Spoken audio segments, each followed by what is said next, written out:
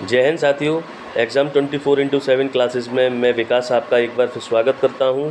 आज मैं आपके बीच में वन दरोगा एग्ज़ाम के लिए इम्पोर्टेंट एक टॉपिक मानव एवं वन्यजीव संघर्ष के साथ आया हूं दोस्तों। तो आइए इस टॉपिक को समझने की कोशिश करते हैं। ये टॉपिक मानव एवं वन्यजीव संघर्ष के बारे में क्या बताता है, उसके रीज़न्स क्या क्या हैं, उसके क्या क्या प्रभाव हैं मानव एवं वन्यजीव संघर्ष के, और इसको कंट्रोल करने के लिए सरकार राज्य स्तर पर या केंद्र स्तर पर क्या क्या प्रयास किए गए हैं या उपाय किए गए हैं, उनको हम समझने की कोशिश करते हैं दोस्तों आइए इसकी डेफिनेशन को समझने की कोशिश करते हैं। ये कहता है मानव वन्यजीव संघर्ष उन संघर्षों को संदर्भित करता है जो उस स्थिति में उत्पन्न होता है जब वन्यजीवों की उपस्थिति या व्यवहार मानव हितों ज़रूरतों के लिए वास्तव में या प्रत्यक्ष आवर्ती कारणों का खतरा बनता है, जिसके कारण लोगों, जानवरों, संसाधनों तथा आवास पर नकारात्मक प्रभाव पड़ता है। ये बहुत टेक्निकल डेफिनेशन है दोस्तों, इसको इस तरीके से हम कोई भी याद नहीं रख सकता है। मैं इसको आपको साधारण शब्दों में समझाता हूँ दोस्तों। ये कहना चाह रहा है कि मानव और वन्यजीव संघर्ष उस स्थिति को संदर्भित करता है कि जब जानवरों की जीवों की उपस्थिति के कारण जब मानवीय संसाधनों पर, मानवीय आवासों पर अथवा जीवों पर, उनके आवासों पर एक नकारात्मक प्रभाव पड़ता है, तब उस स्थिति को हम मानव एवं वन्यजीव संघर्ष कहते हैं। इसमें दोस्तों आप 2 पॉइंट ज़रूर ध्यान रखिएगा। इसमें एक डायरेक्ट इम्पैक्ट की बात भी कर रहा है और इनडायरेक्ट इम्पैक्ट की बात भी कर रहा है। जैसे डायरेक्ट इम्पैक्ट तो दोस्तों कुछ इस तरीके से हो गया कि जानवरों ने क्या किया, किसान की फसल को चर लिया, ये डायरेक्ट इम्पैक्ट हो गया। किसी मानव को पे अटैक किया, उसमें मान लीजिए जान मान का नुकसान हो जाता है या किसी व्यक्ति की मौत हो जाती है, ये डायरेक्ट इम्पैक्ट हो गया दोस्तों। और एक इनडायरेक्ट इम्पैक्ट होता है जो कि जो संसाधनों पर होता है, जो जानवरों या वन्य जीवों की उपस्थिति से मानव के लिए जो उपयोगी संसाधन हैं, वो संसाधन जानवरों द्वारा नष्ट किए जाते हैं। तो दोस्तों ध्यान रखिएगा कि मानव वन्यजीव संघर्ष में जानवरों द्वारा इंसानों की जान मान का नुकसान या संसाधनों का नुकसान, अथवा मानव द्वारा जानवरों की जान मान का नुकसान या उनके आवासों का नुकसान को शामिल किया जाता है वन्यजीव संघर्ष के अंतर्गत दोस्तों आइए इसके कारणों को समझने की कोशिश करते हैं कि मानव वन्यजीव संघर्ष क्यों एक मुद्दे के रूप में आज इस एग्ज़ाम का एक टॉपिक बनाया गया है, या कई और एग्ज़ाम्स में इसको एक टॉपिक के रूप में डाला जा रहा है। क्या ऐसे कारण हो गए हैं कि ये घटनाएं जो मानव और वन्यजीव संघर्ष की हैं, इनमें निरंतर वृद्धि होती जा रही है। कोविड-19 का एक लेटेस्ट केस हमने देखा ही है दोस्तों, वो भी मानव और वन्यजीव संघर्ष का ही एक बाई प्रोडक्ट है दोस्तों। आइए समझने की कोशिश करते हैं कि इसके क्या क्या कारण हैं दोस्तों मानव वन्यजीव संघर्ष के। पहला इसमें एक रीज़न दे रखा है संरक्षित क्षेत्रों का अभाव। ठीक है दोस्तों जो आपने कुछ वीडियोस में वन नीति के बारे में बताया होगा, मैंने या मुकेश भाई ने, तो उसमें हमारी वन नीति के अंतर्गत संरक्षित क्षेत्र, आरक्षित क्षेत्र जैसे कुछ टर्म्स यूज़ होते हैं। तो ये जो पहला पॉइंट ये कह रहा है कि संरक्षित क्षेत्रों का अभाव है, न केवल भारत के स्तर पर बल्कि वैश्विक स्तर पर। इसकी वजह से मानव और वन्यजीव संघर्ष को बढ़ावा मिलता है। देखिए दोस्तों ये एक मैं आपको फैक्ट बता रहा हूँ कि समुद्री और स्थलीय संरक्षित क्षेत्र विश्व स्तर पर केवल 9.67 हिस्से को कवर करते हैं। यानी कि जो संरक्षित क्षेत्र है, चाहे वो समुद्री हो चाहे वो स्थलीय हो, वो टोटल एरिया का केवल और केवल 9.67 एरिया ही कवर करता है दोस्तों। जब किसी क्षेत्र को हम संरक्षित क्षेत्र बोलते हैं तो वहाँ पे ऑटोमेटिकली ह्यूमन एक्टिविटीज़ या मानव गतिविधियाँ अपने आप सीमित हो जाती हैं या न्यूनतम हो जाती हैं या एकदम कम हो जाती हैं। तो ऐसी स्थिति में मानव और वन्यजीव संघर्ष की जो संभावना है वो भी ऑटोमेटिकली कम हो जाती है।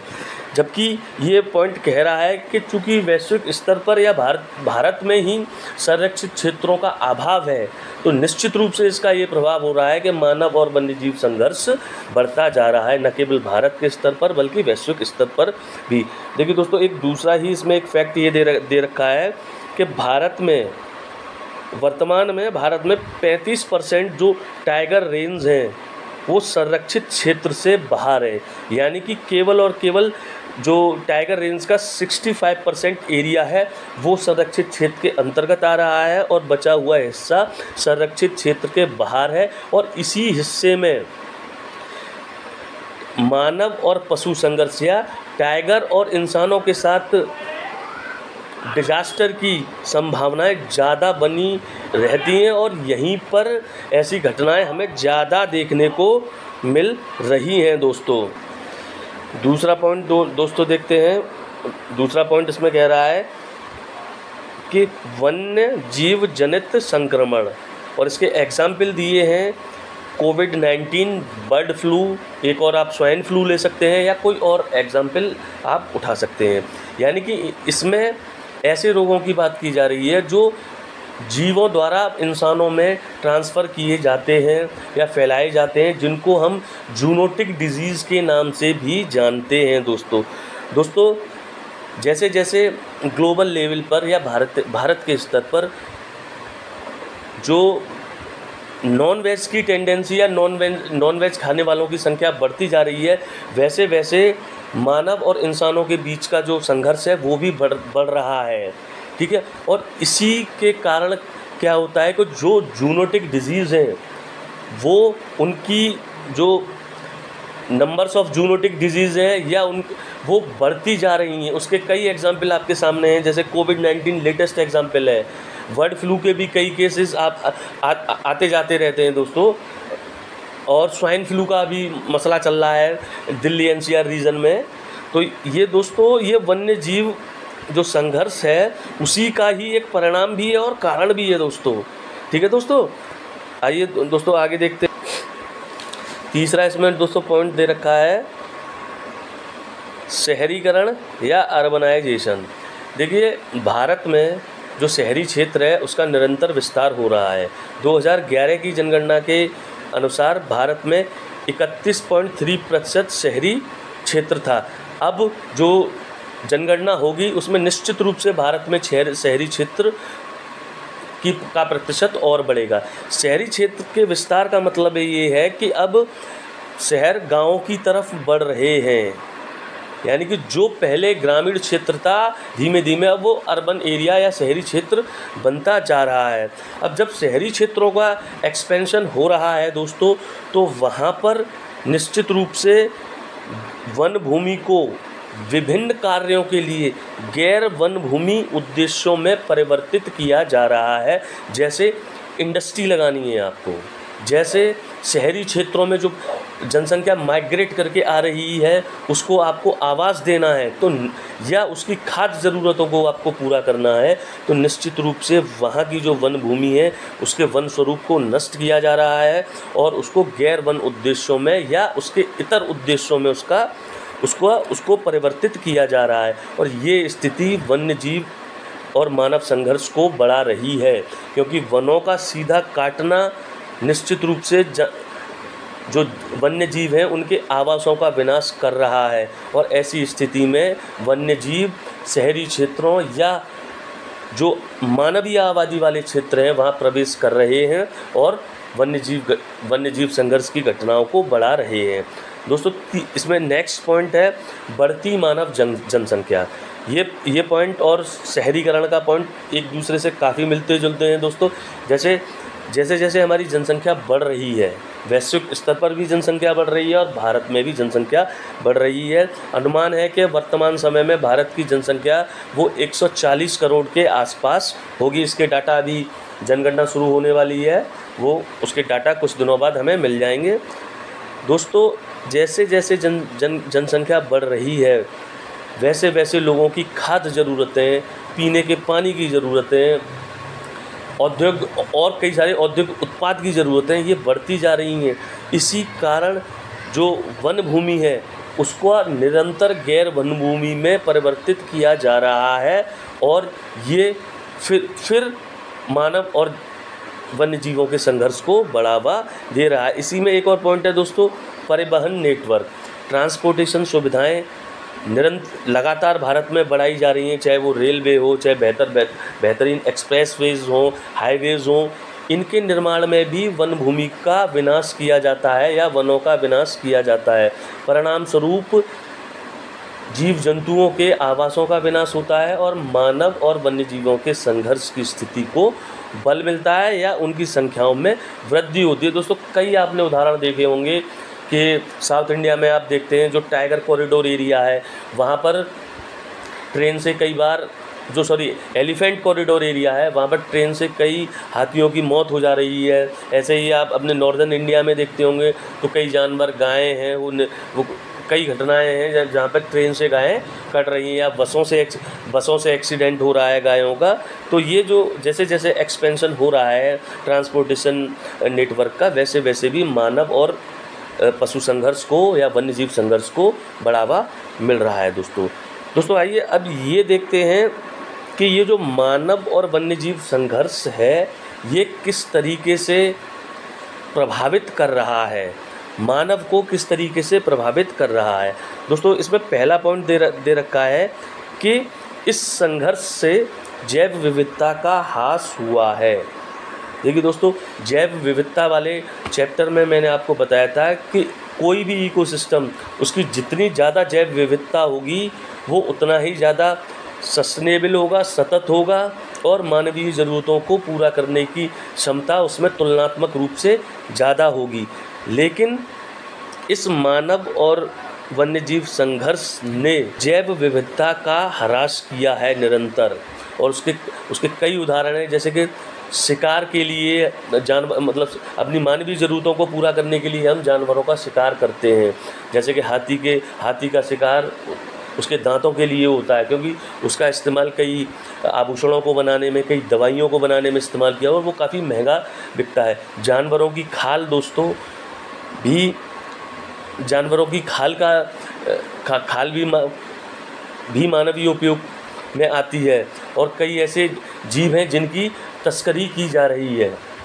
बॉर्डर एरियाज़ में उनके आर्थिक महत्व के कारण उनकी तस्करी हो रही है, किंतु इस शिकार के कारण निरंतर जैव विविधता का ह्रास हो रहा है और जो न केवल हमारे इकोसिस्टम के लिए बल्कि मानव के लिए भी एक बेहतर स्थिति नहीं है।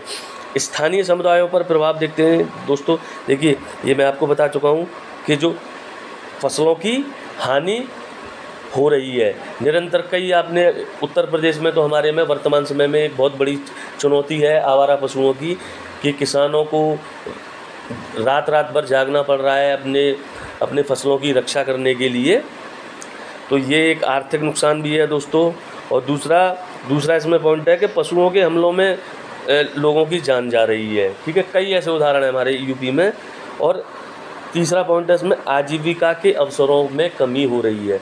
दोस्तों जो ट्राइबल कम्युनिटी है वो अपनी आजीविका के लिए वन क्षेत्रों पर निर्भर है। वो वनों के उत्पादों को शहरी क्षेत्रों में बेचकर अपना जीवन यापन कर रहे हैं। किंतु दोस्तों जैसे जैसे मानव और ये वन्य जीव संघर्ष बढ़ता जा रहा है उससे जैव विविधता का निरंतर नुकसान हो रहा है और इसका सीधा प्रभाव ट्राइबल कम्युनिटीज़ की लाइवलीहुड पर पड़ रहा है, उसकी आजीविका पर पड़ रहा है, क्योंकि उत्पादों में कमी आ रही है, उनकी गुणवत्ता में गिरावट आ रही है। परिणाम स्वरूप उनकी मांग कम हो रही है और आजीविका के अवसर कम हो रहे हैं। एक और नेक्स्ट पॉइंट है जो बेहद महत्वपूर्ण है दोस्तों, सतत विकास प्रतिकूल रूप से प्रभावित होता है। यानी कि मानव और वन्यजीव संघर्ष सस्टेनेबल डेवलपमेंट को इफ़ेक्ट कर रहा है प्रतिकूल रूप से। दोस्तों सतत विकास एक ऐसा कॉन्सेप्ट है जिसमें हम संसाधनों का कुछ इस तरीके से इस्तेमाल करते हैं जिससे कि न केवल वर्तमान पीढ़ी की ज़रूरतें पूरी हों बल्कि हमारी आने वाली पीढ़ियों की भी ज़रूरतें पूरी हो सके। किंतु इस स्थिति ने संसाधनों के अतिदोहन को बल दिया। तो जब संसाधनों का संसाधनों की कमी आ रही है। जैव विविधता एक तरीके से संसाधन ही है। तो निश्चित रूप से इस मानव वन्यजीव संघर्ष ने सतत विकास के सिद्धांत को भी धक्का दिया है या प्रतिकूल रूप से प्रभावित किया है। दोस्तों आइए नेक्स्ट पॉइंट देखिए। इसमें अब प्रभाव के बाद देखते हैं कि इस स्थिति को हम कैसे इस चुनौती से हम कैसे निपट सकते हैं, इसका समाधान हम क्या दे सकते हैं। वो ये कह रहा है संघर्ष से, पहला पॉइंट है इसमें, सह अस्तित्व की ओर बढ़ना। ये जो मानव वन्यजीव संघर्ष की स्थिति है, इसके संदर्भ में हमें अपने दृष्टिकोण में बदलाव की आवश्यकता है। हमें संघर्ष को दृष्टिकोण में बदलाव कर सह अस्तित्व की ओर ले जाना होगा। सह अस्तित्व वह सिद्धांत है जिसमें इस दृष्टिकोण से ये माना गया है कि मानव और वन्यजीव एक साथ अस्तित्व में रह सकते हैं, एक साथ अपना जीवन यापन कर सकते हैं। दोस्तों तो हमें इस दृष्टिकोण को प्रचारित और प्रसारित करने की ज़रूरत है और इसके लिए जो आवश्यक प्रक्रियाएं हैं या आवश्यक कानून हैं उनको सख्ती से लागू किया जाना चाहिए। दूसरा पॉइंट है दोस्तों, ये एकदम महत्वपूर्ण है, बहुत महत्वपूर्ण है। ये सहभागिता की बात कर रहा है, यानी कि जो लोकल कम्युनिटीज़ हैं, जो स्थानीय समुदाय हैं, जो एक लंबे समय से जो जानवरों के साथ रहते आ रहे हैं, हमें उनको हिस्सेदार बनाना होगा वन्यजीव संरक्षण में। निश्चित रूप से यह दृष्टिकोण मानव और वन्यजीव संघर्ष को कम कर सकता है। ठीक है दोस्तों, अगला पॉइंट है इसमें एकीकृत और समग्र कार्य, यानी कि हमें इस मानव और वन्यजीव संघर्ष में केवल मानवीय दृष्टिकोण को ध्यान में रख के काम नहीं करना है, बल्कि हमें वन्यजीवों के हित और अहित को भी ध्यान में रखकर एक व्यापक और एक एकीकृत दृष्टिकोण अपनाना है, जिससे कि सतत विकास की प्रक्रिया निरंतर चलती रहे और मानव और जो जानवर हैं, जो एक लंबे समय से पृथ्वी पर निवास करते आ रहे हैं, किंतु इस इंडस्ट्रियलाइजेशन या बढ़ती हुई आबादी ने ही ये मानव और वन्यजीव संघर्ष को बढ़ावा दिया है, उसको रोक सकें हम। एक इंटीग्रेटेड जो हमारा आइडिया है वो इसको रोकने में निश्चित रूप से मददगार साबित होगा। और देखिए इस दिशा में केंद्र स्तर पर या राज्य स्तर पर कुछ पहलें ज़रूर हुई हैं। दोस्तों आइए उन पहलों को देखने की कोशिश करते हैं। देखिए ये था कि पहला पॉइंट है इसमें सशक्त ग्राम पंचायत। जो वन्यजीव संरक्षण अधिनियम 1972 था, उसमें ये परिकल्पना की गई थी कि अगर हम ग्राम पंचायतों को सशक्त बनाते हैं, क्योंकि ग्राम पंचायतों को अगर हम सशक्त बनाते हैं तो निश्चित रूप से हम वन्य जीवों को संरक्षित कर पाएंगे, उनके आवासों को हम संरक्षित कर पाएंगे, परिणाम स्वरूप मानव और वन्यजीव जो संघर्ष है उसमें कमी आएगी। ये ज़रूर ध्यान रखिएगा कि 1972 का जो ये एक्ट है, इसके तहत ग्राम पंचायतों को सशक्त बनाने की बात की गई थी। दूसरा पॉइंट देखते हैं दोस्तों, ये है बीमा राहत। प्रधानमंत्री फसल बीमा योजना के तहत दोस्तों पशुओं द्वारा फसल का नुकसान होने पर क्षतिपूर्ति का प्रावधान है। यानी कि जो प्रधानमंत्री फसल बीमा योजना है, इसमें ये प्रावधान है कि अगर कोई जानवर किसान की फसल को नष्ट करता है तो उसके एवज में किसान को इस योजना के तहत क्षतिपूर्ति दी जाएगी, कुछ आर्थिक मदद उसको दी जाएगी। दोस्तों एक ये वाला पॉइंट दोस्तों निश्चित याद रखिएगा कि ये बहुत इम्पोर्टेंट पॉइंट है और अपने उत्तर प्रदेश से ही संबंधित है कि उत्तर प्रदेश सरकार ने 2018 में मानव पशु संघर्ष को आपदाओं के तहत सूचीबद्ध किया है। कहने का मतलब ये है कि साल 2018 में उत्तर प्रदेश सरकार ने मानव पशु संघर्ष को एक डिजास्टर के रूप में सैद्धांतिक मान्यता दी है। यानी कि जो राज्य आपदा प्रबंधन कोष है या जो संस्था है, उसने मानव पशु संघर्ष को सैद्धांतिक रूप से एक आपदा स्वीकार किया है दोस्तों। और देखिए दोस्तों लास्ट इसमें पॉइंट है कि सर्वोच्च न्यायालय ने नीलगिरी हाथी कॉरिडोर में होटल रिसोर्ट को बंद करने का आदेश दिया है। ये एक बहुत महत्वपूर्ण आदेश है सुप्रीम कोर्ट का, क्योंकि टूरिज्म की वजह से भी जो जानवर हैं उनका प्राकृतिक आवास नष्ट हो रहा है और उनको जीवन यापन करने में तकलीफ़ें हो रही हैं। दोस्तों उम्मीद है कि आपको ये वीडियो पसंद आया होगा। दोस्तों इस वीडियो को अपने दोस्तों के साथ शेयर करिए, हमारे चैनल एग्ज़ाम 24/7 को सब्सक्राइब करिए और दोस्तों कमेंट ज़रूर करिएगा कि ये वीडियो आपको कैसा लगा और हम और क्या क्या इसमें सुधार करें। जय हिंद साथियों।